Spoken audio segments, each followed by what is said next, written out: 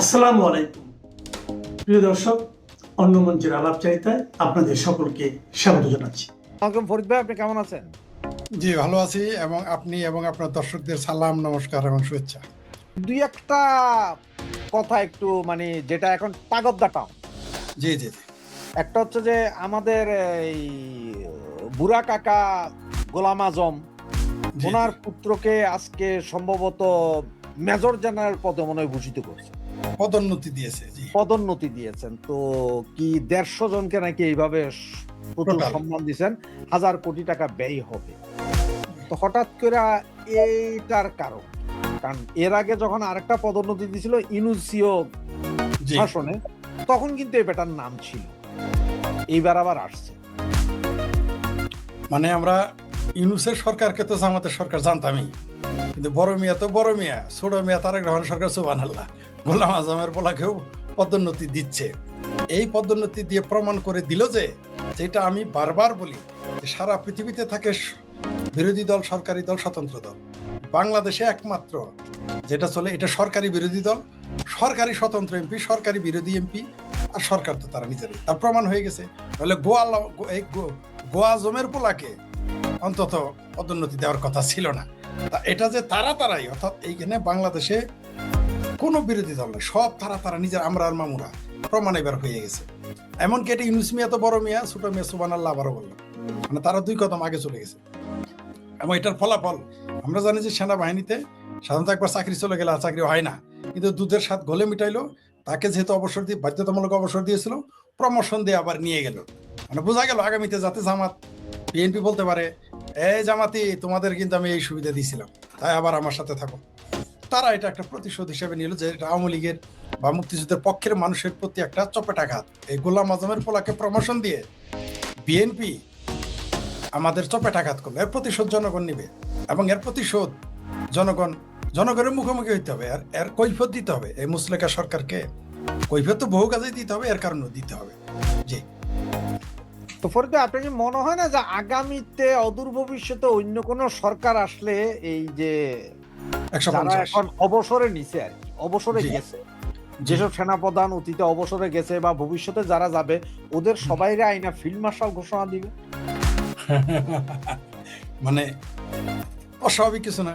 আপনি যদি এটা করতে পারেন, রাজাকার আলবদরের পোলাদের, মুক্তিযুদ্ধ বিরোধীদের আপনি যদি পদোন্নতি দিতে পারেন, তাহলে মুক্তিযুদ্ধের পক্ষের লোক দিতেই পারে। হতে পারে আমি সিভিল লোক, আমারও জেনারেল ঘোষণা দিতে পারে। কিভাবে জেনারেল? ফরিদ তো কথা কইছে তো, ফরিদ জেনারেল। রাশেদের তো ছিল ইউটিউব চ্যানেল ছিল, জেনারেল দিয়ে দিলাম। কারণ এলে দেখাই দিচ্ছে, শিখাই দিচ্ছে। তবে আওয়ামী লীগের না খুব উপকার হয়েছে, ছাত্রলীগের, যুবলীগের এবার খুব উপকারও করেছে। আপনি যাই বলেন ভাই, 5ই আগস্ট বাংলাদেশিদের জন্য, আওয়ামী লীগের জন্য, মুক্তিযুদ্ধের পক্ষের জন্য সাপে বর হয়ে গেছে। যদিও আমাদের অনেক মূল্য দিতে হলো, কিন্তু সাপে বর কিভাবে? আগামীতে এমন কিছু আওয়ামী লীগ করতে চেয়েছিল যা করতে পারে নাই, বা মুক্তিযুদ্ধের পক্ষের মানুষ বলতে পারে নাই, করতে পারে নাই, এখন সেটা করা আসান হয়ে গেছে। কারণ তারা ওগুলো করে দেখিয়ে দিয়েছে। তারা দেখিয়ে দিয়েছে মুক্তিযুদ্ধের পক্ষের মানুষ হলেই তাকে জেলে ভরতে হয়। তারা দেখিয়ে দিয়েছে জয় বাংলা স্লোগান দিলেই পিটাইতে হবে। তারা দেখিয়ে দিয়েছে মুক্তিযুদ্ধের পক্ষের মানুষের কবরে আগুন লাগাতে হবে। তারা দেখিয়ে দিয়েছে মুক্তিযুদ্ধের পক্ষের মানুষদের বাড়িঘরে আগুন দিতে হবে। তারা দেখিয়ে দিয়েছে মুক্তিযুদ্ধের পক্ষে যে কথা বলবে তারা জিন্দা জ্বালা দিতে হবে, পানিতে ডুবাইতে হবে। এটা শিখাই দিয়ে গেছে। এরা শিখাই দিয়ে গেছে যে কিভাবে কোর্ট আদালত নিয়ম কানুনের বাইরে কিভাবে শায়েস্তা করা যায়। এটা আওয়ামী লীগ শিখে ফেলেছে এবার।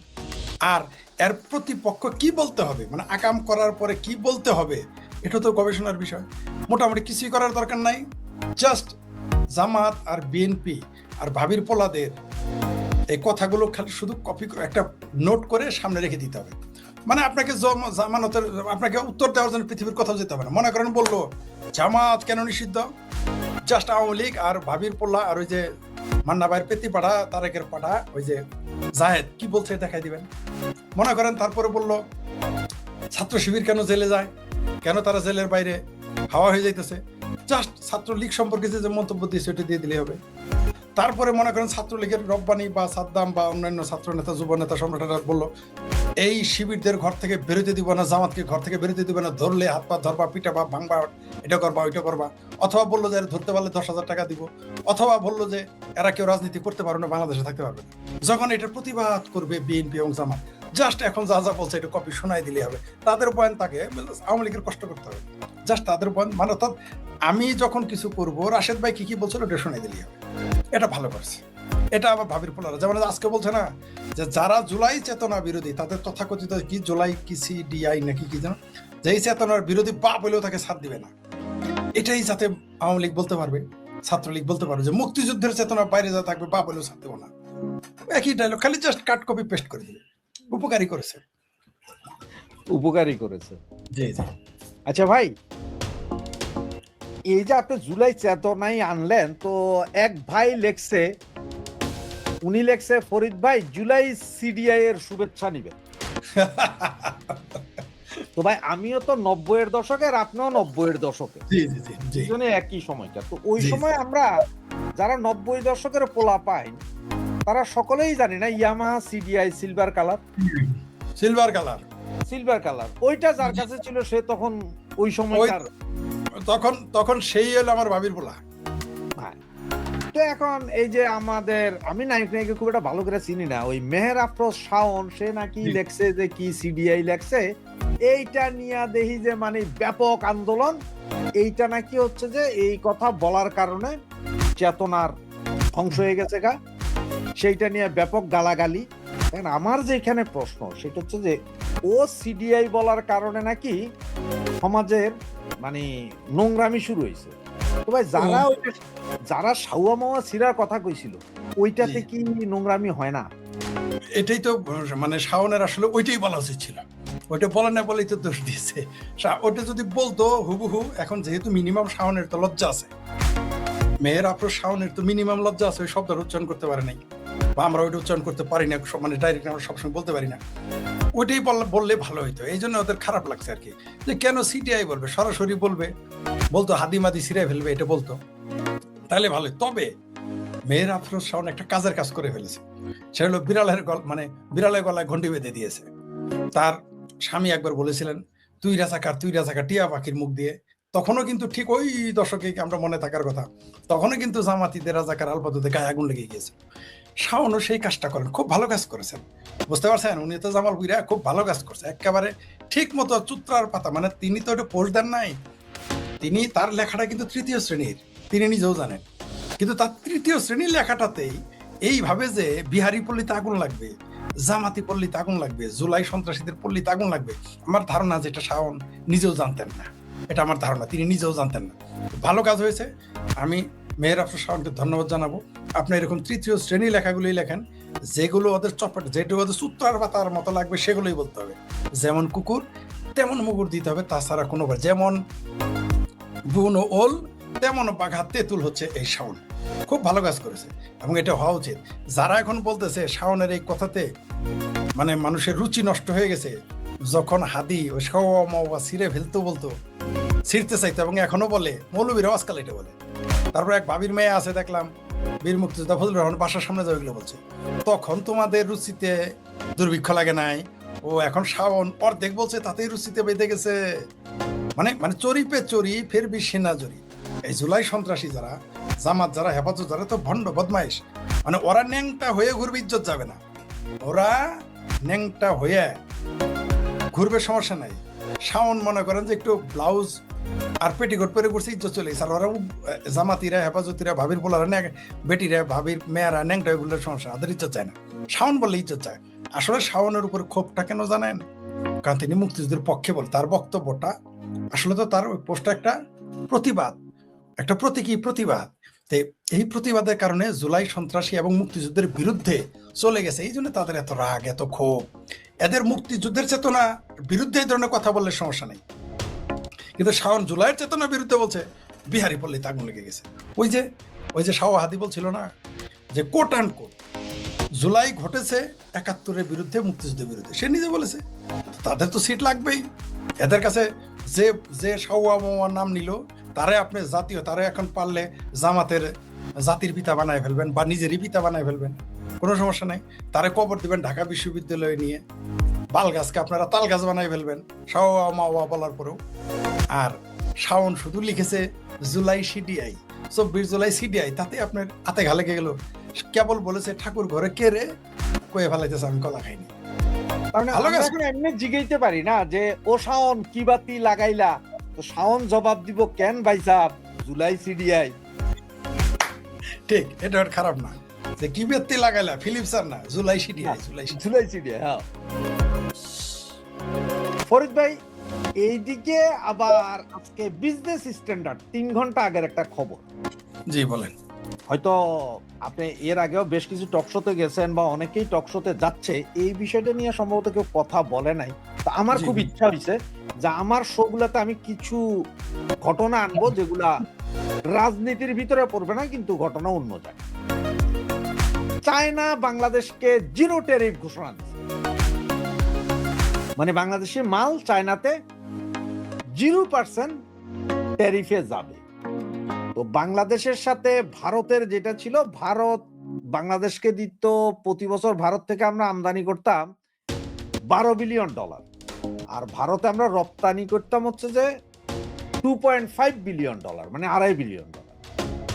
চায়না থেকে আমরা যা আনি এই পর্যন্ত, এখন পর্যন্ত চায়নাতে রপ্তানি আমাদের ওই $0.5 বিলিয়ন হয় নাই।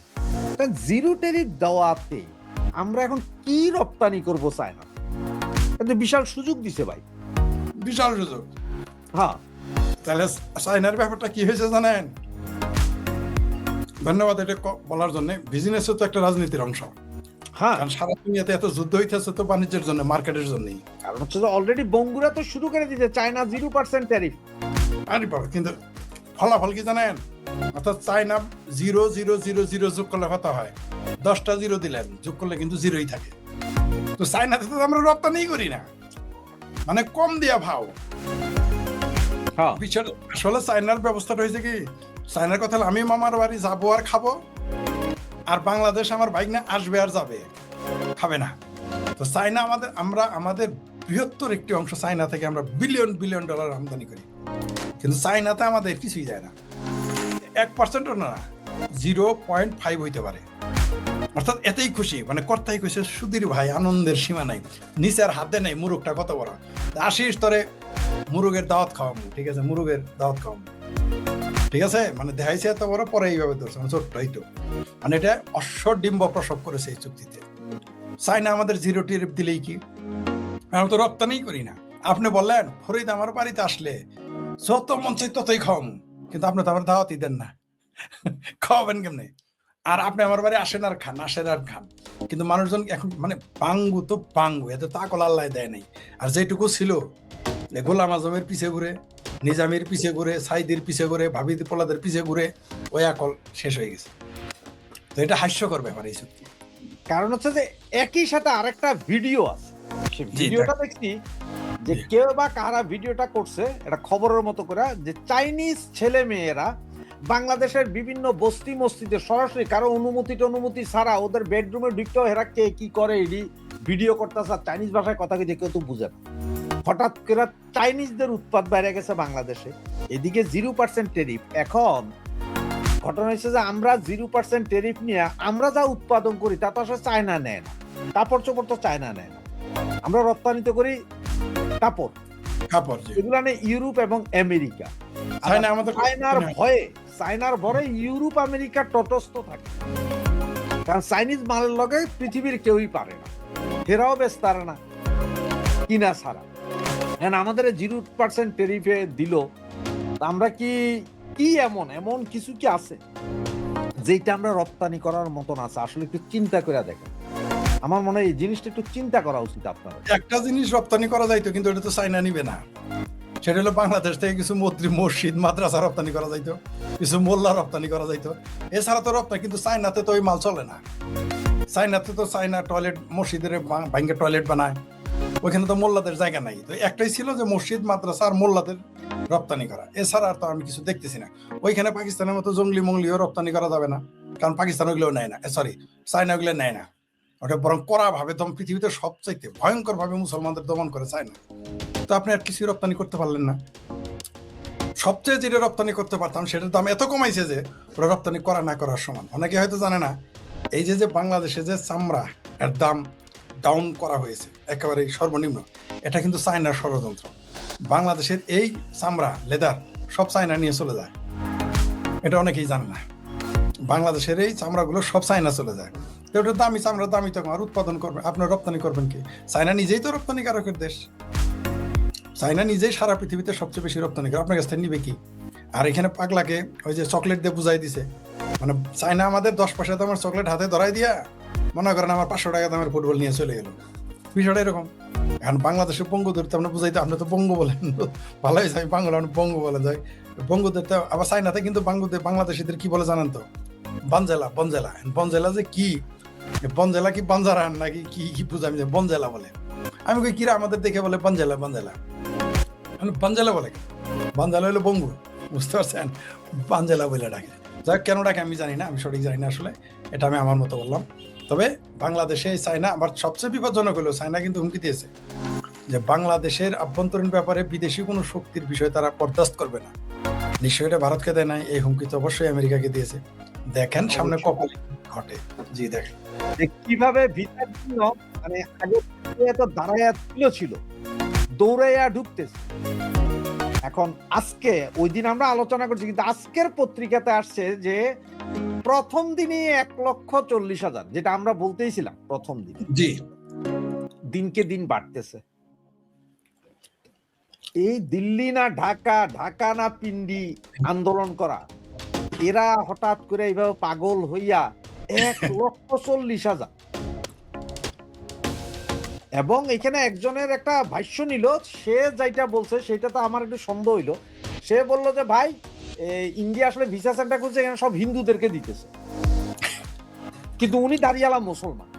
তো সাংবাদিকরা কেন হিন্দুদেরকে মনে হয়, কারণ দেখেন আমি আমার ছেলের ট্রিটমেন্টের জন্য তো আমার বউ আর ছেলে পাইছে, কিন্তু আমার ভিসা এখনো পাই নাই। তখন সাংবাদিক জিজ্ঞেস করছে যে ওরা কি হিন্দু, আপনার ওয়াইফ আর বাচ্চা? কয় না, ওরা মুসলমান। তাহলে কথাটা কি দাঁড়াইলো? না পাইলেই হিন্দুদের জন্য দিয়েছে, পাইলেই। শুনেন, আমি ভারতে দেখেছি, ভারতের হাসপাতালে বেডে শুয়ে শুয়ে ভারতকে গালি দেয়, হিন্দুদের গালি দেয়। তো বাংলাদেশের মানুষ, মুসলমানদের তো একটা চরিত্র, মানে তো এটা বলবেই। আর আপনি যেটা বললেন, আমি বলেছি তো আপনার চ্যানেলে যে এইবার রেকর্ড করবে বাংলাদেশের যা বাজেট, আমাদের 1 বছরের যত বাজেট, তার অর্ধেকের বেশি এবার ভারতে ব্যবসা করবে। বাংলাদেশের মানুষ প্রতি বছর ওইখানে দিয়ে আসবে। আর এটা ভারত বুঝতে পারছে যে বিলাইয়ের উপরে রাগ করে ভাত খাওয়া বন্ধ করা যাবে না, তাই তো ভিসা দেওয়া শুরু করেছে। কারণ নইলে আপনার বাড়িতে, আপনার আমি এত গালি দিলাম, তারপরে আপনি বলেন আমার বাড়িতে আসেন, কতটুকু লাভ হইলে এটা বলবেন? বা আপনি আমার সারাদিন, আপনার পোলাপান সারাদিন আমার গালি দেয়, অথচ আপনার ভাগ্নেদের আমি দাওয়াত দিলাম, বাবা আসো ভাত খায় যাও, নিশ্চয়ই তাহলে লাভ আছে। নাহলে আমার গালি দিবেন কেন? আমি আপনার বাসায় আসতে বলি, আপনার আমি গালি দেবো, আপনি কেন আমার বাসায় আসতে বলি? এটা বঙ্গু তো বঙ্গুরা তো এটা বুঝে না। চায়না এক ধরনের বঙ্গু বানায় রাখছে, ভারত এখন আরেক ধরনের বঙ্গু বানায় রাখছে। কি করবেন না বলেন? কিছু করার নাই, এদের বুঝাইতে পারবেন না আপনি। অদ্ভুত ব্যাপার হলো, এইখানে যারা ভিসা নিতে যাচ্ছে 75 থেকে 80% হচ্ছে মুসলমান, 80% মুসলমান। কিন্তু তারপরেও তার অদ্ভুত চরিত্র বাংলাদেশের মুসলমান, সারাদিন গালি দিবে ভারতকে, আবার ভিসার জন্য দেখেন রিলিফের লাইনের মতো দৌড়াবে, ত্রাণ নেওয়ার মতো দৌড়াবে ভিসার জন্য। আবার সারাদিন আমেরিকার গালি দিবে, ফজর নামাজের সময় আল্লাহ আমার, এশা নামাজের সময় বলে আল্লাহ গো আমার ডিবি লটারিটা দিও, আমেরিকা লটারি দিও। মুসলমানদের চরিত্রটা বড়ই বিচিত্র। এরা দেখবেন সারাদিন দালালি করবে দালালি করবে পাকিস্তানের, আফগানিস্তানের, ইরানের, কিন্তু জীবনও ইরান, আফগানিস্তান, পাকিস্তানে যাবে না, মাগনা দিলেও না। কিন্তু তারা সারাদিন আমেরিকার আর ভারতের গালি দিবে, কিন্তু এই দুই দেশেরই ভিসা চায়। আমার ধারণা আল্লাহ বোধহয় এই জন্য আমেরিকার ভারতকে কোনোদিনই ধ্বংস করবে না। কারণ হইলো কি জানেন, সব মুসলমান তো সারাদিন গালি দিল, আল্লাহ সকালবেলা আমারে ভিসাটা দিও ভারতের, আল্লাহ আমার আগামী মাসে আমেরিকার ভিসাটা দিও। আমেরিকার ভিসা দিতে গেলে তো আমেরিকাকে অস্তিত্ব রাখতে হবে, ভারতের ভিসা দিতে গেলে তো ভারতের অস্তিত্ব রাখতে হবে। এই জন্য আল্লাহ এই দুইটা দেশ ধ্বংস করবে না, কারণ মুসলমানদের দোয়াতেই এই দুইটা দেশ টিকা থাকবে। আমার ধারণা অদ্ভুত ব্যাপার। এরা এরা হইলো দোস্তি না ঝুটে, দুশ্মনী না টুটে। সারাদিন গালি দিতে যে হায়দার ভাই ভালো না, আবার হায়দার ভাইয়ের বাড়ি যাওয়ার জন্য আমি পাগল হয়ে থাকি। কোন অদ্ভুত চরিত্র এই মুসলমানদের, এটা নিয়ে আমরা আসলে বুঝে উঠতে পারলাম না। এটা নিয়ে আলাদাভাবে গবেষণা করতে হবে। জি, কারণ এই যে লাখ লাখ লোক যদি এখন ভারতে ঢুকে, এটা তো ভারতেরই লাভ। রেস্তোরাঁ চলবে। আমার হিসেবে প্রতি বছর 1 লক্ষ থেকে 1.25 লক্ষ কোটি টাকা আগে ভারত লাভ করতো, মানে ভারতের বাণিজ্য হতো বাংলাদেশের ভিসার কারণে, মানে বাংলাদেশি পর্যটকদের চিকিৎসা, এবং এটা ব্যবসার কথা বলি নাই, এটা হলো শুধু চিকিৎসা এবং ভ্রমণের কারণে ভারতের লাভ হইতো। আর এখন তো যদি আমাদের 8 লক্ষ কোটি টাকা বাজেট হয়, 4 লক্ষ হবে, 5 লক্ষ হবে, ভারতের প্রচুর লাভ হবে। তো এই জন্য ছেড়ে দিছি গালি দেওয়ার পরেও। জি ভাই, আমাদের এক ভাই কমেন্টসটা বারবার করতেছেন, এই জন্য নিলাম। বাংলাদেশ বিলিয়ন ডলার, উনি হয়তো ডলার লিখতে চাইছিলেন, ভুল হয়েছে, ডলার কিনে রপ্তানি করে, সেটা হইলো মাথার চুল। আর চীন সেটা থেকে মাথার উইক তৈরি করে বিক্রি করে। এখন বাংলাদেশ থেকে কি উকুনালা মাথার চুলগুলা যায় চীনে, আর চীন উইক বানায়। এখানে আমি দেখলাম যে আপনার এই ইউরোপে সবচেয়ে বেশি উইক তো লাগায়, সবচেয়ে বেশি ইউরোপে, কালাই আফ্রিকান। এরা দেখলাম যে সব উইক লাগায়, মানে এটা পুরোটাই প্লাস্টিক, কিন্তু দেখতে এমন যে আপনি ধৈর্যও বুঝবেন না যে এটা চুল নাকি। এখন এই বাঙালি ভাই উনি কই থেকে জানলেন? উনি কি উকুনালা চুল সার্ভেয়ার নাকি? আমি বাঙালি ভাইটিকে অনুরোধ করবো, আপনি একটু এখন লেখেন যে আমরা বাংলাদেশ চায়না থেকে কত বিলিয়ন ডলার রপ্তানি করি, একটু কি জানাবেন দয়া করে। এখন একটু কমেন্টস করেন প্লিজ, প্রয়োজন আপনি গুগল করেন, করে আমাদের জানান আপনি কতটুকু রপ্তানি করলেন, সেটা আমাদের জানালেন। এখন আমদানি কত করেন সেটাও একটু জানান, তাহলে আলোচনা করতে সুবিধা হবে। তাহলে আপনাকে আরেকটু উদাহরণ দিই, ওনার সুবিধার্থে দিই। আপনি হয়তো জানেন না, শুধু মানুষের চুল না, চুল বিক্রি করে এটা ঠিক, তবে 1 বিলিয়ন না।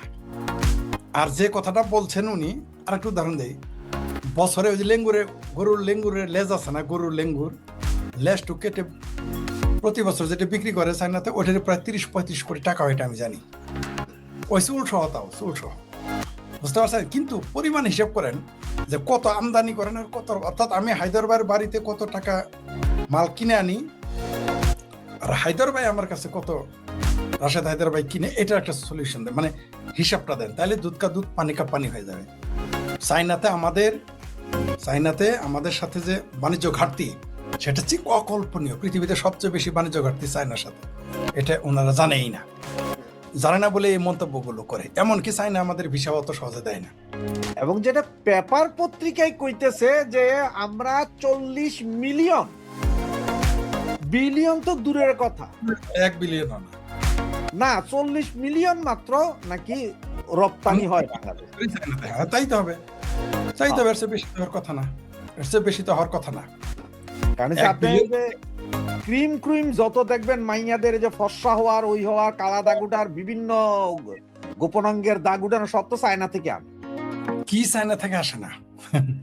এই যে নবাবপুর চলেই তো চায়নার উপরে, নবাবপুরটা তো চলেই চায়নার উপরে। তাইওয়ানে হালকা 100-র মধ্যে 1-2 গিয়ে থাকে। হুমায়ুন আহমেদকে শাওন যে বয়সে বিয়ে করেছে, যে বয়সে সংসার করেছে, যে বয়সে বিধবা হয়েছে, যে বয়সে সন্তান মানুষ করেছে একা, বাংলাদেশে কয়জন নারী আছে শাওনের মতো এতটা শক্তিশালী? তবে শাওনকে যারাই আপনার বুলি করবে, করবে, এদেরকে চিহ্নিত করুন। অনেকে অনেক ধরনের আজে বাজে কথা লিখেছে, সব জঙ্গিরা। এরা তো আসলে ভেসে যাবে। আমাদের যে স্রোত শুরু হয়ে গেছে বাংলাদেশে, এই স্রোতে তো এরা টিকবে না। জুলাই চাতুর্যের যে কতগুলো ডাইমেনশন ছিল, এটা নিয়ে ভবিষ্যতে ইনস্টিটিউট হবে, দেশ বিদেশ থেকে মানুষ এসে এখানে গবেষণা করবে, পিএইচডি গ্রহণ করবে।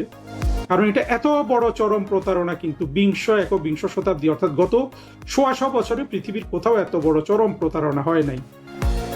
হ্যাঁ, বঙ্গবন্ধুর বাংলাদেশে বৈষম্যের ঠাঁই নাই, এই কথা বলে যে শেখ হাসিনা সরকারের পতন হলো, প্রত্যেকে গিয়ে উঠছে কি বঙ্গবন্ধুর ভাস্কর্যের উপরে, তাই না? এরপরও কি দেখেন, মানুষ বলে যে না, জুলাইতে প্রতারণা হয় নাই। অদ্ভুত ব্যাপার না? শাওনের পোস্টে এত ভয় কেন? যারা জুলাইয়ের নামে প্রশ্নহীন আনুগত্য চায়, শাওনের পোস্ট তাদেরকে বড় একটা ধাক্কা দিল। এই বক্তব্যে আমি তুলে ধরব শাওনের কণ্ঠরোধ তো নয়, কেন আমাদের সবার শাওনের পাশে দাঁড়ানো দরকার, এবং কেন আমাদের দরকার শাওনের কণ্ঠ, কেন আমাদের দরকার নীলুফার চৌধুরী মনি নামে বিএনপির নেত্রীর পাশে দাঁড়ানো। দেখুন, জুলাই চরমপন্থার উত্থানে বাংলাদেশে একটা অভিনব ঘটনা ঘটেছিল, যেটা আগে কখনো ঘটেনি।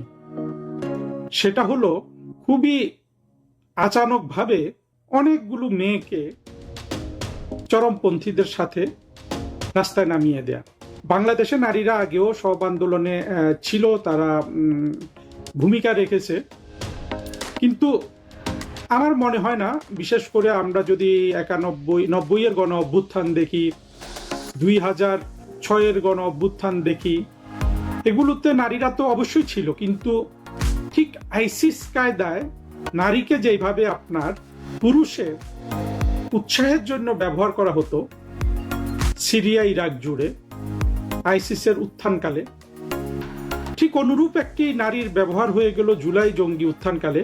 সেটা আমরা লক্ষ্য করলাম না, আমরা এটা বুঝতেও পারলাম না। কিন্তু আজকে যখন আমরা পেছনের দিকে তাকিয়ে দেখি, তাহলে দেখব যে বাঁধন, কি সিথি, আরো অসংখ্য মেয়ে যে ভূমিকাটা পালন করেছিল, এটা ছিল একটা কুৎসিত ভূমিকা পালন করা, অসভ্যতার পক্ষে চিন্তাহীন মেয়েগুলোকে রাস্তায় নামিয়ে আনা, তাদের দ্বারা একদিক থেকে জঙ্গিদের প্রেরণা হয়েছে, আরেক দিক থেকে আপনার একটা মানবিক পরিস্থিতি সৃষ্টি করা হয়েছিল। জুলাই চাতুর্যের যে কতগুলো ডাইমেনশন ছিল, এটা নিয়ে ভবিষ্যতে ইনস্টিটিউট হবে, দেশ বিদেশ থেকে মানুষ এসে এখানে গবেষণা করবে, পিএইচডি গ্রহণ করবে, কারণ এটা এত বড় চরম প্রতারণা কিন্তু একবিংশ শতাব্দী, অর্থাৎ গত 100 বছরে পৃথিবীর কোথাও এত বড় চরম প্রতারণা হয় নাই। হ্যাঁ, বঙ্গবন্ধুর বাংলাদেশে বৈষম্যের ঠাঁই নাই, এই কথা বলে যে শেখ হাসিনা সরকারের পতন হলো, প্রত্যেকে গিয়ে উঠছে কি বঙ্গবন্ধুর ভাস্কর্যের উপরে, তাই না? এরপরও কি দেখেন, মানুষ বলে যে না, জুলাইতে প্রতারণা হয় নাই। অদ্ভুত ব্যাপার না? যাও, শাওনের কথায় ফিরে আসি। শাওনের যে ফেসবুক পোস্ট, সেটা দেখেন, সেটার আমি আজকে দেখলাম যে সেটা রিয়াকশন আছে 67,000 রিয়াকশন, কিন্তু একটা ব্যাপক সংখ্যা। আমাদের মুক্তিযুদ্ধের পক্ষের লোকজনের ফেসবুকে তো সাধারণত এত রিয়াকশন পড়ে না। শাওনের ফেসবুক ফলোয়ার প্রায় 1 মিলিয়ন, একটু নিচে। তাতে অনেক কম ফলোয়ার নিয়ে আপনি এই যে আত্মঘাতী চরমপন্থীগুলো আছে, ডারবি নাসির বা ইত্যাদি, এদের দেখবেন এক একটা পোস্টে, বিশেষ করে হাসনাত সার্জিস, এদের পোস্টগুলোতে কিন্তু 80-90,000 60,000, এটা হলো ডাল ভাতের মতো এই রিয়াকশনটা। আমাদের মুক্তিযুদ্ধের পক্ষের কারো তো ফেসবুকের কোনো পোস্টে এই ধরনের আপনার আলোড়ন সৃষ্টি হয় না, যদিও এখানে বেশ কিছু ক্রোধের প্রকাশ আছে শাওনের পোস্টে, খুবই স্বাভাবিক, 10-12,000, সেটা অবশ্য অনেক কম, কিন্তু বাকি পোস্টগুলো শাওনকে সমর্থন করে দেয়া। আপনি জুলাই চরমপন্থীদের বিরুদ্ধে লড়বেন, আপনার তো ফেসবুক রিচ লাগবে, ইউটিউব রিচ লাগবে, সেটা তো আমরা করতে পারছি না। আমি যেই লেকচারগুলো দেই, এগুলো কত, কোনোটা 15-20,000 পর্যন্ত উঠে, 2-একটা 40,000 উঠে, বাকিগুলা 5-7,000। এত কম রিচ হলে তো আসলে এটার সেই রকম মানুষের কাছে পৌঁছচ্ছে না। যারা যেটা পৌঁছাতে পারবে, যত বেশি পৌঁছাতে পারবে মানুষের কাছে, সেটাকে আমি তত বেশি উৎসাহ দেব। সিডিআই, এই কথাটাকে অনেকে আপত্তি জানাচ্ছেন যে এটা বলা ঠিক হচ্ছে না। সিডিআই কথাটা বলা ঠিক হচ্ছে না, এটা সেভাবে চিন্তা করা যেতে পারে, তবে একটা জিনিস বুঝতে হবে যে আমরা কোন শক্তির বিরুদ্ধে লড়ছি। যে অসুর শক্তির বিরুদ্ধে আমরা লড়ছি, গালিগালা ছাড়া তো তাদের কোনো ভাষা নাই, গালি ছাড়া তারা কোনো ভাষার ব্যবহার জানে? আপনি পিনাকি, ইলিয়াস, এদের কথা শুনুন, তারপরে মাঠে যেসব জঙ্গিরা আছে তাদের কথা শুনুন, কিভাবে আমাদের ফেসবুক পোস্টে এসে গালি দেয়, সেগুলো আপনারা দেখেছেন। সিডিআই এর আরেকটা মাত্রা আছে, এই কথাটা নারীকে অপমান করে, এটা সত্য কথা, কিন্তু আমাদের তো বিপরীত দিকটা দেখতে হবে। বিপরীত দিকটা হলো, যাদের বিরুদ্ধে আমরা লড়ছি তাদের কাছে তো নারীর কোনো সম্মান নাই, তারা নারীকে এক দৃষ্টিতে দেখে, আর অজঙ্গি শ্রেণী নারীকে ভিন্ন দৃষ্টিতে দেখার অন্তত সচেতনতা পোষণ করে। দেখুন, জঙ্গিবাদের মধ্যে, সেটা জামাত হোক, হেফাজত হোক, কিংবা অদৃশ্য জঙ্গিরা হোক, যারা লাল এবং সাদা এবং কালো পতাকা উড়োচ্ছে, তাদের কাছে নারী, আপনি যদি নারীর শিক্ষা হিসাবে দেখেন, নারীর শিক্ষা তাদের কাছে কতটুকু গ্রহণযোগ্য? তেতুল হুজুর যেটা বলেছিলেন সেটা, এটা নিয়ে আসলে কোনো ধরনের আপনার বিতর্ক নাই। তেতুল হুজুর বলেছিলেন যে 4-5 পর্যন্ত পড়লে একটা মেয়ে স্বামীর টাকা পয়সার হিসাব রাখতে পারবে, এতটুকু পড়াশোনা জানলে একটা মেয়ের হবে। হ্যাঁ, আপনি বলতে পারেন যে জামাতের শফিকের হয়তো মেয়ে ডাক্তার, স্ত্রীও ডাক্তার হতে পারে, আমি কিছু জানি না, এরকম বলতে পারেন যে জামাতের দুই একটা নেতাকে বের করে বলতে পারেন যে হ্যাঁ এর মেয়ে তো এত বড় তালেবর হয়ে গেছে। কারণ জামাতের মধ্যে তো অনেক মিক্সড ক্যারেক্টারিস্টিক আছে। জামাত তো তার ছেলেদের, যেমন মতিউর রহমান নিজামীর ছেলেরা কি ইয়েতে পড়েছে, মাদ্রাসায় পড়েছে, ওরা দেখেন ইউএসএ তে বসবাস করে, সুন্দর ইংরেজিতে কথা বলে। সেটা দিয়ে আসলে যাচাই করা যাবে না। শফিকের মেয়ে পিএইচডি করুক কি করুক, শফিক, তার দল জামাত, হেফাজত, তাদের কাছে নারীর শিক্ষা ওই 4-5 পর্যন্ত প্রয়োজন। নারীর পোশাক তাদের কাছে নির্দিষ্ট, নারীর ভূমিকা তাদের কাছে নির্দিষ্ট। প্রধান ভূমিকা কি? সন্তান উৎপাদন এবং সন্তানের লালন পালন। তার চেয়েও প্রধান নারীর প্রয়োজন তার কাছে চাহিবা মাত্র দিতে বাধ্য থাকিবে। টাকার ওই লেখাটাই যে চাহিবা মাত্র দিতে বাধ্য থাকিবে। সারা জাহানের ইসলামিক জঙ্গিদের, সেটা জামাত হোক, হেফাজত হোক, এমনকি ইরান, যারা নারীকে অনেক শিক্ষিত করে কেন? তারা তাদের ইচ্ছার বিরুদ্ধে গিয়ে করে এই পৃথিবীতে টিকে থাকার জন্য। কিন্তু নারীর, ওদের কাছে নারীর প্রয়োজন বলুন, ব্যবহার বলুন, 3টা। 4-5 পর্যন্ত পড়া, 1 নাম্বার ব্যবহার, যাতে টাকা পয়সাগুলো হিসাব করতে আলমারিতে ঢুকাতে পারে, আবার ওইখান থেকে বের করে দিতে পারে। তারপর আপনার সন্তান লালন পালন করা, এবং অনেক অধিক কেউ 30টা 40টা যদি সন্তান প্রসব করতে পারে, সেটা হলো তার চাহিদা একজন জঙ্গির। আর এই দুটার চেয়েও প্রধান চাহিদা হলো চাহিবা মাত্র দিতে বাধ্য থাকিবে। এই হলো আপনার, সেটা ইরান বলুন বা যেই কোনো দেশের মৌলবাদ শ্রেণী বলুন, বাংলাদেশের বলুন, পৃথিবীর যে কোনো জায়গায় ইসলামিক মৌলবাদীরা নারীর শিক্ষা মেনে নেয়, তার পিএইচডি মেনে নেয়, পোশাকটাকেও মেনে নেয় না, স্বাধীন পোশাক, আর ওই নারীগুলোও স্বাধীন পোশাক চায় না। কিন্তু তার গোপন ইচ্ছাটি 3টি জিনিসের উপর সীমাবদ্ধ, অর্থাৎ নারীর সীমারেখা সে টেনে দিয়েছে। নারী কি পারবে কি পারবে না, নারী 4 থেকে 5 পর্যন্ত পড়তে পারবে, এর বেশি পড়লে সে যদিও অনুমোদন দিচ্ছে, তার অন্তর অনুমোদন দিচ্ছে না। নারী কি পড়বে সেই বস্তাগুলো তো আমরা সবাই চিনি, এর চেয়ে ভিন্ন কিছু পড়লে সে হয়তো অনুমোদন দিচ্ছে, কিন্তু তার অন্তর অনুমোদন দিচ্ছে না। আর তৃতীয় না, প্রধানতম চাহিদা তো বুঝতে পেরেছেন, সমাজের অর্ধেক মানুষকে এইভাবে কিন্তু চরমপন্থীরা দেখতে চায়। এর বাইরে এক পাও নারীর দেওয়ার কিন্তু সক্ষমতা তারা অর্জন করুক নারী, সেটা তারা চায় না। তাহলে এটা দুঃখের বিষয় না যে 2024-এ এত নারী চরমপন্থীদের সাথে গেল? সেই বিশ্লেষণ এখানে করলে একটু অন্যদিকে চলে যেতে হবে। আমরা শাওনের কথায় আবার ফিরে আসি। আমার যেটা বক্তব্য সেটা হলো যে আমাদের যে সংগ্রামটা আজকে, সেইখানে মেহের আফরোজ শাওন কিন্তু শুরু থেকেই আছেন এই মুক্তিযুদ্ধের পক্ষে। বাংলাদেশে থেকে তাকে পুলিশ হেনস্থা করেছে ইতিমধ্যে, তাকে মেরেও ফেলতে পারে, নির্যাতন করতে পারে, কারণ তারেক রহমানের বাংলাদেশ আর ইউনূসের বাংলাদেশের পার্থক্য তো আমরা খুব দেখছি না। কিন্তু এটাও সত্য যে পরিস্থিতি দিন দিন তারেক রহমানদের, জুলাই জঙ্গিদের প্রতিকূলে চলে যাচ্ছে। কাজেই আমাদের একজন বড় সহযোদ্ধা যেটা লিখেছেন, আমি সিডিআই লেখা, আমি নিজেও লিখছি, এটাকে আমি সমর্থন করি সীমিতভাবে, ব্যাপকভাবে না। আর শাওন তো এটা প্রতিদিন বলছেন। একটা জায়গায় অবশ্য আমি সবাইকে রিস্ট্রেন হতে বলবো যে অনেকে মনে করে কি সিডিআই লেখা না লেখা। আজকেও একটা মেয়েকে দেখলাম জাহাঙ্গীরনগর বিশ্ববিদ্যালয়ের নৃতত্ত্ব বিভাগের শিক্ষক, সাংবাদিক পান্নার এখানে এসে সে তার বিশাল জ্ঞান জাহির করছে। বাংলাদেশে হয়ে গেছে কি, ছেলে মেয়েরা পড়াশোনা একটু করে বিশ্ববিদ্যালয়ের শিক্ষক হয়ে গেলে সে মনে করে পৃথিবীর সবকিছু তার বোঝা হয়ে গেছে। আসলে কি এত সহজ? এই মেয়েটা যদি সেইভাবে পড়াশোনা করতে থাকে, সে হয়তো 5 বছর পরে তার চিন্তা আর একটু খুলবে। সে জুলাই বদর ছিল, এখন বিপরীত দিকে কথা বলছে। সবাই শিক্ষিত হোক, আমি তাকেও প্রশংসা করি। আসলে সিডিআই বলা না বলা, এইটার চেয়েও যে জায়গাটা আমাদের মননশীলতার অবনতি আছে সব দিকে, মুক্তিযুদ্ধের পক্ষে বলুন বিপক্ষে, তো আমরা মননশীলতা আশাই করি না, ওদেরকে শিখাতেও যাই না।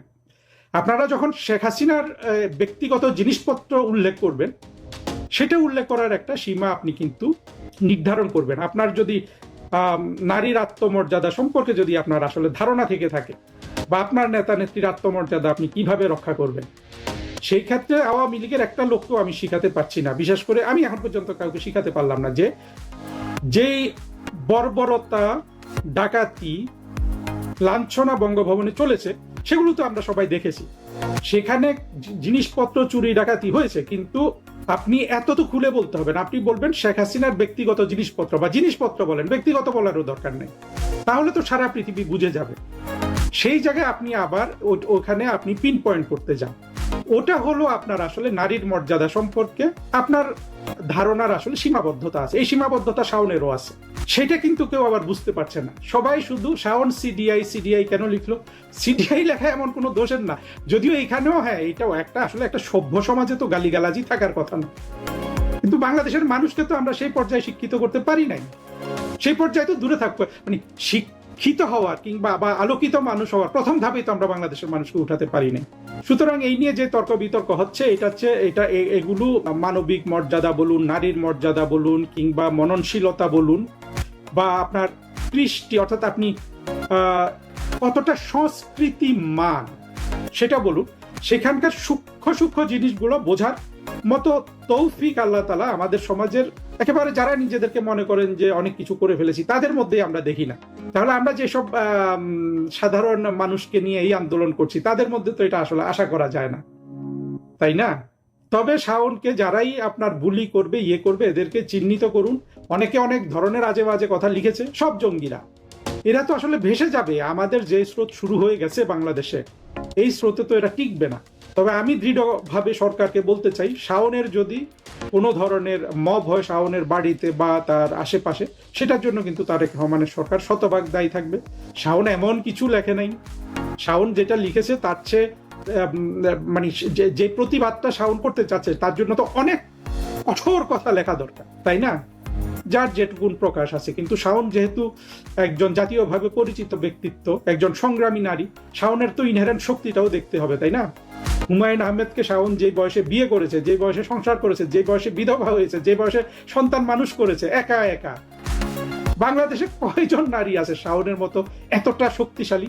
আমি বলছি ভেতরের শক্তি, মনের শক্তি, মানুষ হিসাবে শক্তি, নারী হিসাবে শক্তি। যেসব আজে বাজে গালি গালাজ শাওনকে করা হয় তার বিরুদ্ধে দাঁড়ানো শাওন, এটা কিন্তু আমাদের বুঝতে হবে। শাওন অত্যন্ত শক্তিশালী মানুষ, এটাই শক্তি। শাওন যে জীবন দেখিয়েছে, এইটা আমি মনে করি যে নারী হিসাবে তার জীবনের একটা মানে এই অর্জন অনেক বড় অর্জন। এইটা প্রেমের অর্জন, অবশ্যই প্রেমের পথে শাওন এই শক্তিটা অর্জন করেছে। কিন্তু শাওন যে শক্তিশালী, শাওন যে সাহসী, সেটা কিন্তু আমাদের শাওনকেও নতুন করে প্রমাণ করতে হবে না। আমি শাওন থেকে আরো বেশি ভূমিকা প্রত্যাশা করবো এবং অনেক শাওনকে আমি দেখতে চাই।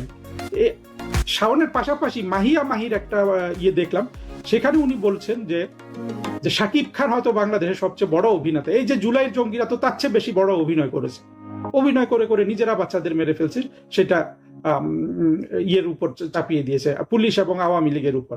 ঠিক সেই কথাটারই প্রতিধ্বনি করেছেন কিন্তু নীলুফার মনি, যিনি বিএনপি নেতা।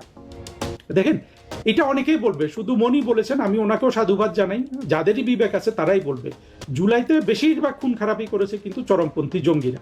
এটা আজকে দিবালোকের মতো পরিষ্কার। এইটার আপনার যে স্বীকার করা কনফেশনটা মাহফুজ দিয়েছে, বিভিন্ন জঙ্গি দিয়েছে। তারপরেও কিন্তু সমাজের একটা শ্রেণী পাকিস্তানপন্থীরা ওইটাকে জুলাইতে না একটা গণ অভ্যুত্থান হয়েছে এটা বলতেই হবে।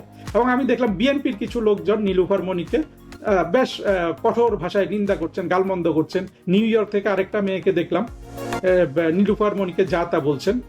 আমি জানি না নীলুফার মনি তার দলের বিরুদ্ধে গিয়ে এটা বললেন নাকি তার দলের কোনো পক্ষ থেকে অনুমোদন ছিল, কারণ তার দল তো আসলে জুলাই উত্থানের সবচেয়ে বড় বেনিফিশিয়ারি।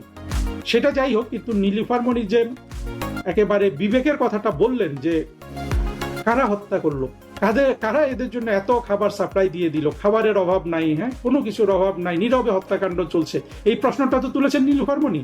এই প্রশ্নটা তো আজকে বাংলাদেশের সব মানুষের উত্তরটা আসবে শুধু একটা নিরপেক্ষ তদন্ত হলে সার্বিকভাবে এই জিনিসটার উত্তরটা আসবে। এই নিরপেক্ষ তদন্ত দেখেন, এই জিনিসগুলো বের হবে বলে কেউ কিন্তু এটা তদন্ত করছে না। ইউনুস তদন্ত করেছে, কারণ তদন্ত করলে তো মানুষ দেখে যাবে কি হচ্ছে। করে নাই, করার সাহস নাই ওদের। 1400 1500 মৃত্যু বলে ওরা কেঁদে কেটে যাবে। অন্যায় হয়েছে সেই পিতা মাতা বা যারা বেঁচে আছে সেই মানুষগুলো, যারা এখানে মারা গেছে, যারা ভাবছে যে তার ছেলেকে পুলিশ মেরেছে অথচ মেরেছে একজন জঙ্গি। কতটা নিষ্ঠুরতা চিন্তা করেন। ওই লোকগুলা নিজেরাও জঙ্গিপন্থী হওয়াতে হয়তো ভাবছে এখনো পুলিশ মারছে, কিন্তু তাকে মেরেছে তারই সহোদর জঙ্গি কিংবা তার একই আদর্শের অনুসারী জঙ্গিরা। আবার অনেকে এইটা মেনেও নিচ্ছে যে না জঙ্গি, এবং তারপরও আওয়ামী লীগের উপর দোষ দিচ্ছে, কারণ সে তো স্যাক্রিফাইস করে দিয়েছে তার ছেলেকে, সে তো বেহেশতে চলে গেছে ওর বিশ্বাস অনুযায়ী।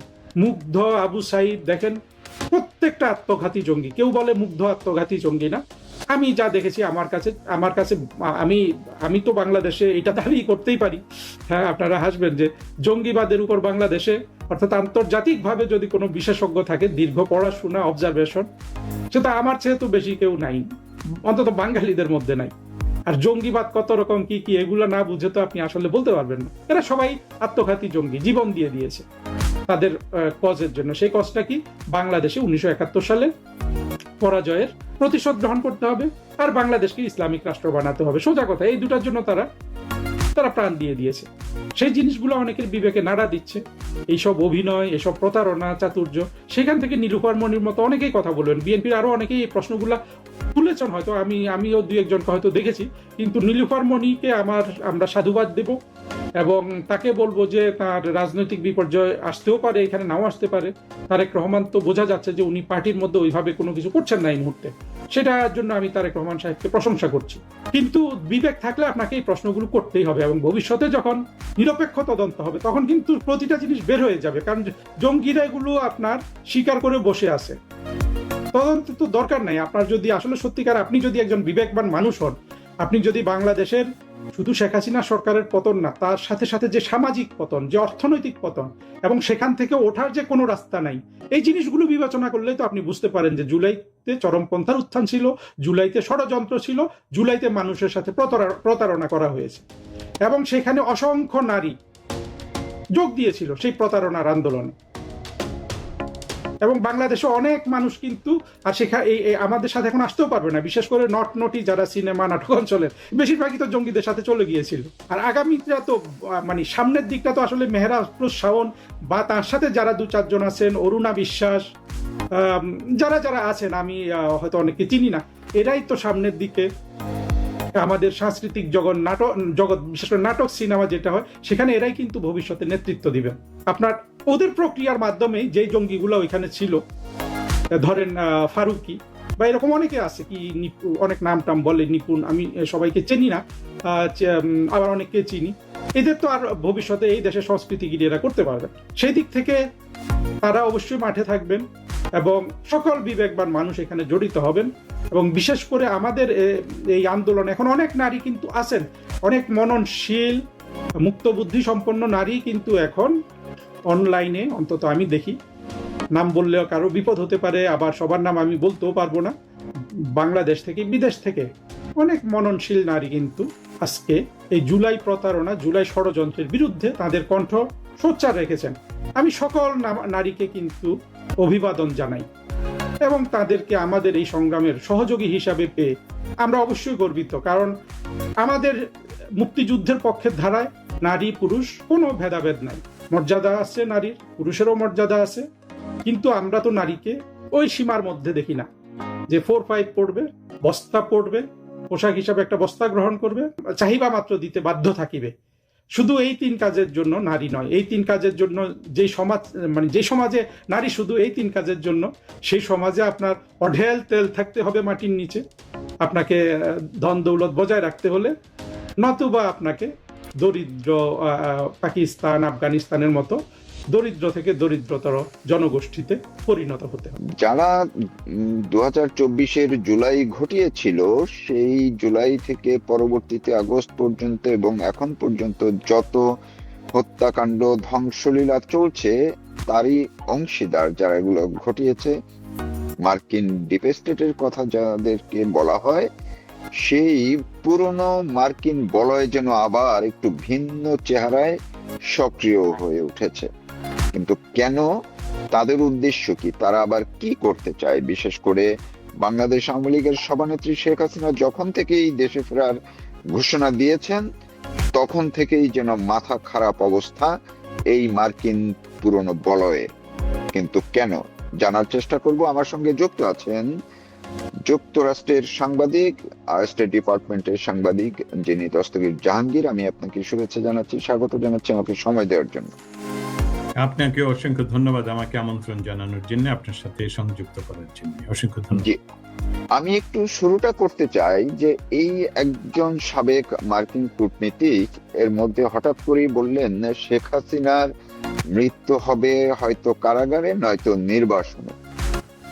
তিনি একই সঙ্গে বলে ফেললেন যে আওয়ামী লীগের উচিত এইসব না করে আবার সংস্কারের মাধ্যমে দেশের রাজনীতিতে ফেরার চিন্তা করা।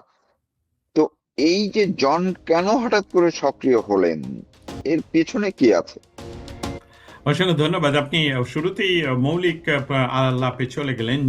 জন ড্যানিলোভিচ একজন প্রাক্তন মার্কিন, আমরা যেটাকে বলি যে এরকম দূতাবাসে যারা চাকরি করে, বিভিন্ন লেয়ারে চাকরি করে, কিন্তু সবাইকেই ভিসা আর ক্যাটাগরি অনুসারে বলা হয় যে তারা ডিপ্লোম্যাট, কিন্তু আসলে তারা অনেক কাজই করেন যেসবগুলো ডিপ্লোমেসির সাথে হয়তোবা কোনো সংযুক্তি নয়। হয়তোবা আমি এটা বলবো কেরানিগিরির চাকরি হতে পারে, কিন্তু ভিসাটা তো ডিপ্লোম্যাট ভিসা। ডিপ্লোম্যাটের কভারে তাকে থাকতে হয় যাতে করে সেই দেশে তার কার্যকলাপে কোনো বাধা সৃষ্টি না হয়। এবং ডিপ্লোম্যাট ভিসা হলে সেখানে তাদের যে দূতাবাস, সেটা তো আসলে প্রতিটি স্বাধীন দেশের দূতাবাস কিন্তু সেটা সার্বভৌম সেখানে।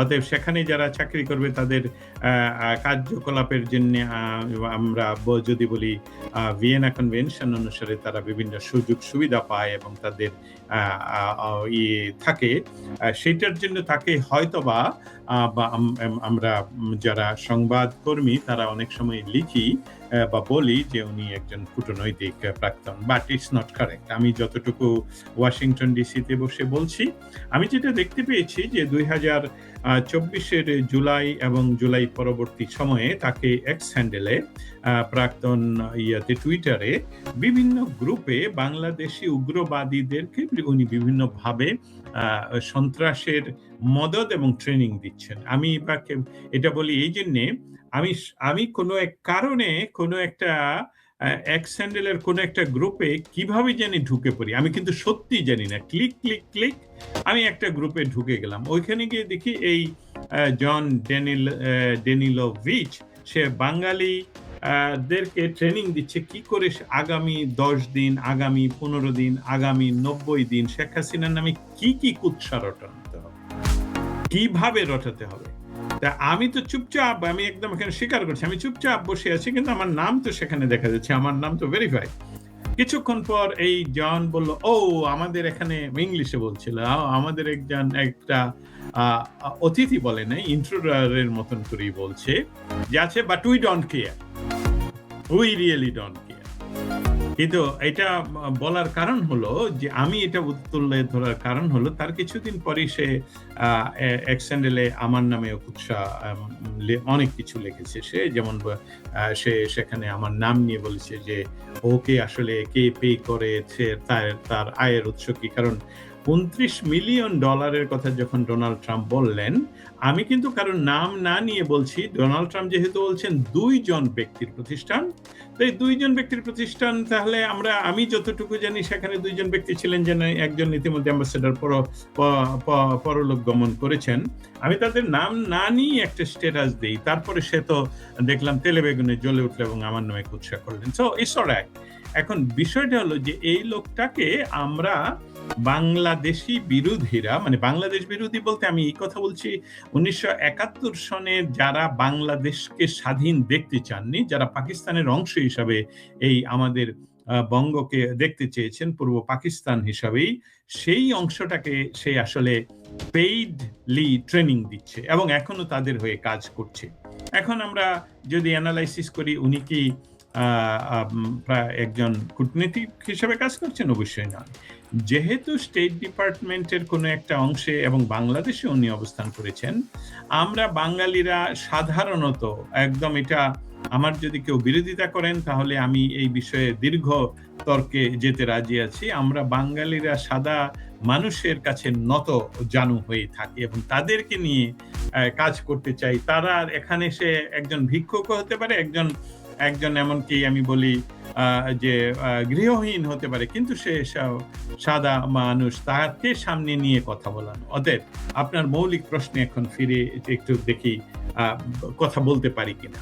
সেটা হলো যে বাংলাদেশের সর্বশেষ স্বাধীন প্রধানমন্ত্রীকে যখন বাংলাদেশের সশস্ত্র বাহিনী তাদের নিজস্ব বিমানে করে অন্য একটি দেশে পৌঁছে দিয়ে আসেন এবং সেটা প্রোটোকল দিয়ে পৌঁছে দিয়ে আসেন, এখানে তাহলে শব্দটা কখনোই প্রয়োগ করার কোনো উপায় নেই যে উনি পালিয়ে গেলেন। পালিয়ে গেলে তো ওনাকে পালিয়ে যেতে হতো, কিন্তু ওনাকে বাংলাদেশের বিমান বাহিনীর একটি বিমানে করে অন্যান্য সশস্ত্র বাহিনীর সদস্যরা সাথে করে ভারতের সাথে তারা যোগাযোগ করে ভারতে ওনাকে পৌঁছে দিয়ে আসে। সেই ব্যক্তিটা যখন এখন হুঙ্কার দিচ্ছেন বা বলছেন যে আমি আমার দেশে ফিরি, এই দেশে ফিরাটা নিয়ে এই যে সার্বিক একটা পরিস্থিতি তৈরি হয়েছিল 2024-এর জুলাই মাসে, এই পরিস্থিতির পেছনে যে দীর্ঘ সময় যারা কাজ করেছেন তাদের তো এখন তাহলে বিপদ হয়ে যাবে। কারণ বিপদ হয়ে যাবে এই জন্যে যে তাদের যে দীর্ঘমেয়াদী পরিকল্পনা যে শেখ হাসিনাকে সরিয়ে বাংলাদেশে একটি জঙ্গি রাষ্ট্র হিসাবে প্রতিষ্ঠিত করতে পারলে সেখানে ভাগ বাটোয়ারা বা আমরা বিভিন্ন দেশের উদাহরণ দিতে পারি, মিডল ইস্ট এমনকি আফগানিস্তানের, যেখানে বিভিন্ন দেশের সৈন্য বিভিন্নভাবে উপস্থিত থাকে। স্পেশালি আপনারা জানেন সিরিয়ার সমস্ত জায়গায় পৃথিবীর Russia, America, Turkish, Iran, Israeli সৈন্যদের উপস্থিতি তারা দখল করে তাদের কাজ করছে। সেই রকম একটা রাষ্ট্রকে, বাংলাদেশকে অকার্যকর রাষ্ট্র করে সেখানে বসে চায়নাকে নিয়ন্ত্রণ করা, ভারতকে নিয়ন্ত্রণ করা, এই সকল পরিকল্পনাতে যেহেতু সাকসেস হয়নি, বাংলাদেশের সাধারণ মানুষের তীব্র আন্দোলন বলবো না, সবে অসহযোগিতার জন্য যখনই ইউনূস সরকার এই দুঃশাসন চালিয়েছেন, অত্যাচার করেছেন, কিন্তু ইউনূস সরকারের সকল গোপন কথা যখন আমরা প্রবাস থেকে বলছি, বিদেশ থেকে বলছি, এবং বাংলাদেশের ভিতরে এটা মানুষ রাস্তায় নামতে পারেনি, তাদেরকে হত্যা করা হয়, তাদেরকে জেলে নিয়ে পরে হত্যা করা হয়, কিন্তু মানুষের মনোভাব তো তারা প্রকাশ করেছে, যার জন্যে তার আজীবন ক্ষমতায় এবং সেখানে একটা জঙ্গিবাদী রাষ্ট্র তৈরি করার পায়তারা থেকে তারা সরে আসে এবং ভারতের সাথে অনেকটা আমি বলবো আন্তর্জাতিক পরিস্থিতির কারণেই ভারতকে বাদ দিয়ে সেই বিষয়টা ঘটাতে পারে না বলেই তথাকথিত একটি নির্বাচনের মাধ্যমে বিএনপিকে ক্ষমতা হস্তান্তর করে তারা কিন্তু খেলোয়াড় হিসাবে পিছন থেকে এখনো নিয়ন্ত্রণ করছে। সেই নিয়ন্ত্রণে দেখতে পাচ্ছেন যে 209 সিটধারী বাংলাদেশ জাতীয়তাবাদী দল তারা কিন্তু তাদের সেই ক্ষমতা দেখাতে পারছে না যে আমরা আসলে ক্ষমতায়। তারা জাস্ট রাষ্ট্র পরিচালনার নাম কোয়াস্তে করছে, আসলে যারা করছে তারাই সামনে এসে এখন কথা বলছে শেখ হাসিনা আসবে কেন, শেখ হাসিনা এই দেশে আসবে কেন, তাকে জেলে রাখতে হবে অথবা তাকে প্রবাসে রাখতে হবে। এই জন ডেনিলোভিচ সে বারবার বলছে ভারতও তাকে রাখবে না, এমনকি ভারত থেকে তাকে, এই যে তারা বয়ান তৈরি করার চেষ্টা করছে, এটার মৌলিক কারণটাই হলো তারাই ছিল এই হায়ার করা যে পশ্চিমা মানুষ, আমি বলবো না রাষ্ট্রযন্ত্রের অংশ, পশ্চিমা আইডি এক একজন ইন্ডিভিজুয়াল, যেমন আরেকজন হলে মাইকেল কুগলম্যান উনি বলেছেন ইয়ের কথা, শেখ হাসিনার দেশে ফেরা আর কথা, যে না তাকে জেলে থাকতে হবে। আমার কথাটা হলো যে আপনি যে প্রশ্নটা করেছেন সেটা আপাতত এইভাবেই বলবো যে তাদের অস্তিত্বের প্রশ্ন এবং তারা যে কাজ করেছে সেই কাজটাকে তো ধরে রাখতে হবে। সেই কাজটা তো ধরে রাখার জন্য তাদের কিন্তু কন্ট্রাক্ট শেষ হয়ে যায়, যাদের সাথে কন্ট্রাক্ট সেই কন্ট্রাক্টের কাজগুলো শেষ হয়ে যায়নি, অতএব তারা আবার নড়ে চড়ে বসেছে যে শেখ হাসিনার উপর, আওয়ামী লীগের উপর তারা বলতে চাচ্ছে, এমনকি তারেক বলছে না। জাতীয়তাবাদী দল কিন্তু এখনো শেখ হাসিনা নিয়ে আমার জানা মতে উনি দেশে ফিরবেন তেমন কোনো কঠিন এইভাবে যে জন যেভাবে বলছে, মাইকেল কুগলম্যান যেভাবে বলছে, সেইভাবে কিন্তু বাংলাদেশে যেই দল ক্ষমতায় তারা কিন্তু কিছুই বলছে না। কিন্তু বলছে কারা? জামায়াতে ইসলাম বলছে কারা? এনসিপি বলছে। এবং যারা তাদেরকে সেখানে ক্ষমতায় বসানোর স্বপ্ন দেখিয়েছিল, যাদের মাধ্যমে বাংলাদেশের ক্ষমতার পরিবর্তন ঘটলো, তারাই এখন সন্ত্রস্ত এবং সেটি দেখা যাচ্ছে অস্থিরতা বিরাজ করছে। অনেক ধন্যবাদ আপনাকে। এই যে উনি না হয় জন না হয় মার্কিন নাগরিক কিংবা সাদা মানুষ, তিনি তার জায়গা থেকে বলছেন, কিন্তু বাংলাদেশে যারা ডিপ স্টেটের একদম কোর গ্রুপের যে মেম্বাররা যারা আছেন কয়েকজন, তাদের মধ্যে অন্যতম মিডিয়া লর্ড, যদি বলি সেটিও ভুল হবে না। আমার সাবেক সম্পাদক, যার সঙ্গে আমি 10 বছর কাজ করেছি, সেই মতিউর রহমানের মধ্যে ডয়েচ ওয়েলের সঙ্গে ইন্টারভিউতে বলেছেন যে জুলাই যে আন্দোলন হয়েছে এবং শেখ হাসিনার বিরুদ্ধে যে আন্দোলন করা হয়েছে, সেইটা তিনি সর্বাত্মকভাবে প্রথম আলোর মাধ্যমে সবার আগে সবচেয়ে বেশি, তিনি এটি কিন্তু বলেছেন যে সবচেয়ে বেশি ভূমিকা পালন করেছে, এবং যদি আওয়ামী লীগ বা শেখ হাসিনা যদি সরকারের পতন না ঘটতো, তিনি প্রথম আলোর সম্পাদক থাকতেন না। তার মানে তার যেই যে স্বীকারোক্তি, একটা যেই জুলাই আন্দোলনের নামে যা করেছে, সেটা যে তিনি প্রথম আলোর সম্পাদক পদে আঁকড়ে থাকার জন্য ব্যক্তি স্বার্থে একটা সরকারকে তার ক্ষমতার অপব্যবহার করে একটি বড় পত্রিকার শীর্ষ পত্রিকাকে ব্যবহার করে যে তিনি করেছেন, এইটা তিনি নিজেই প্রমাণ দিয়েছেন।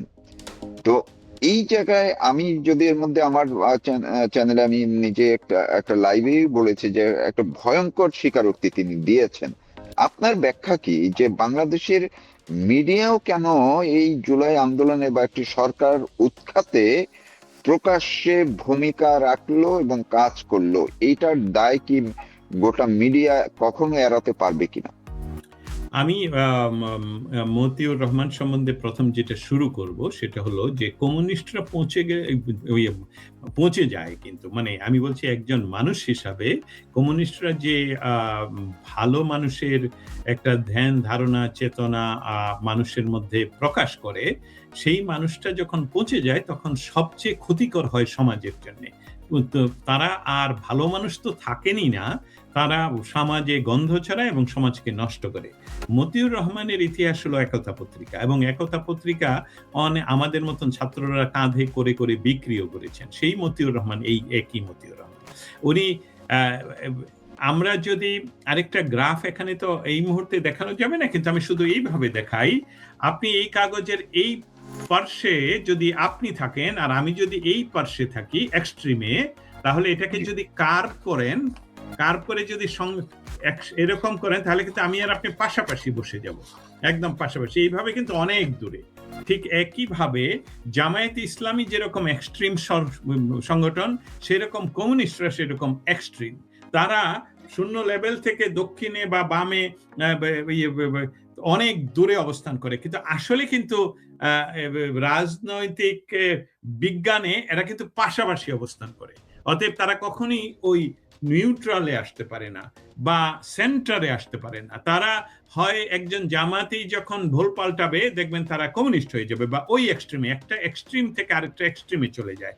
এইটাই হলো মতিউর রহমান একজন পৌঁছে যাওয়া মানুষের। না হলে যে কথাটা আপনি তার সাথে দীর্ঘ 10 বছর কাজ করেছেন, তাকে অনেকেই বলেন সে একজন সাকসেসফুল। হ্যাঁ, যেহেতু সে দীর্ঘ সময় ধরে প্রায় প্রতিটি সরকারের সময়ই তার এই ক্ষমতার সে ব্যবহার করেছে।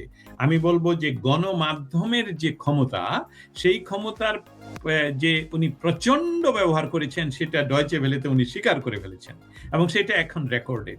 এখন এটা আপনি তৌফিক মারুফ যদি অস্বীকার করেন, তাহলে তো আপনিও মিথ্যাবাদী হয়ে যাবেন, যে উনি তো স্বীকার করেছেন যে উনি এটাকে ব্যবহার করেছেন।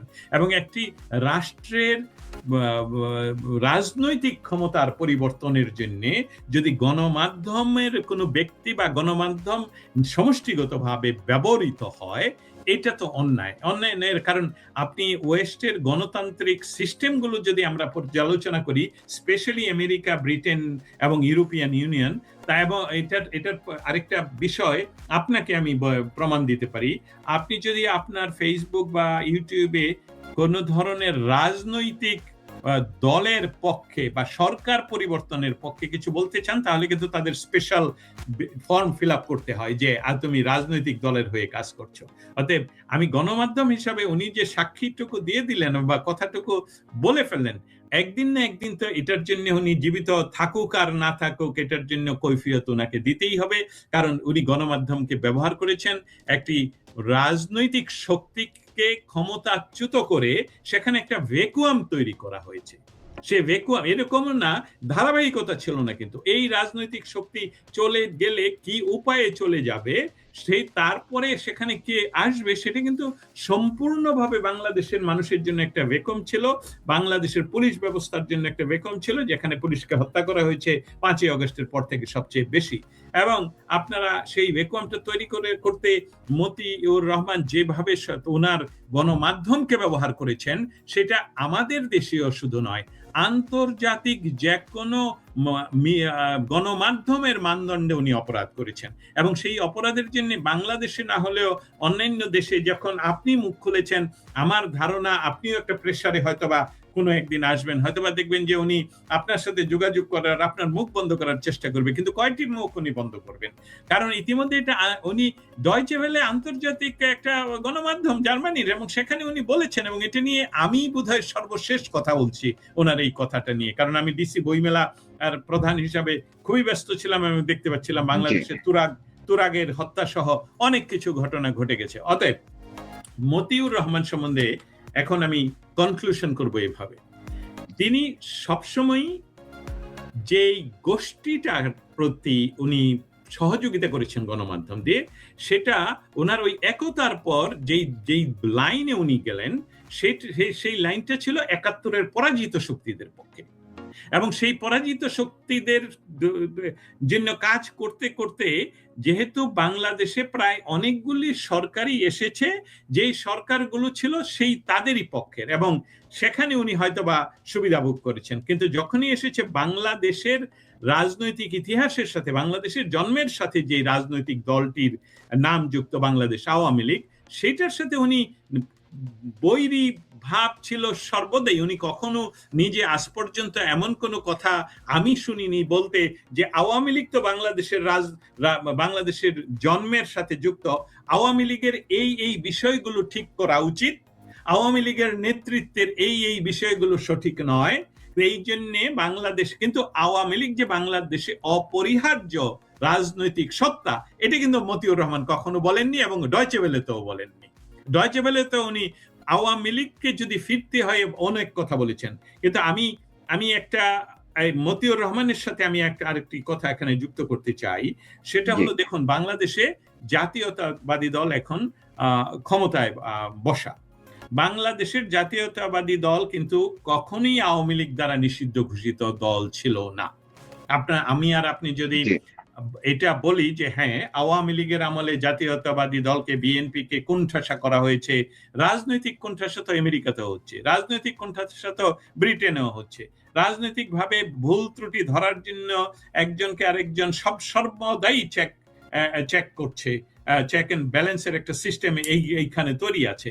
সেখানে বিএনপি ইউনূসের তৈরি করা অধ্যাদেশকে আইনে পরিণত করে যে ভুল কাজটুকু করলেন, সেটার জন্য আমি মনে করি যে এটার জন্য বিএনপি ভবিষ্যতে আসলেই বড় মাসুল দিতে হবে। বাংলাদেশের রাজনৈতিক স্পেকট্রাম বলেন, বাংলাদেশের রাজনৈতিক ফ্যাব্রিক বলেন, যে ক্ষতি এখন হচ্ছে, সেটার জন্যই মতিউর রহমানের মতন ব্যক্তি এত ধৃষ্টতা দেখাতে পারে এবং বলতে পারে যে উনি এই ষড়যন্ত্রের অংশ ছিলেন এবং এই গণমাধ্যমকে উনি ব্যবহার করেছেন।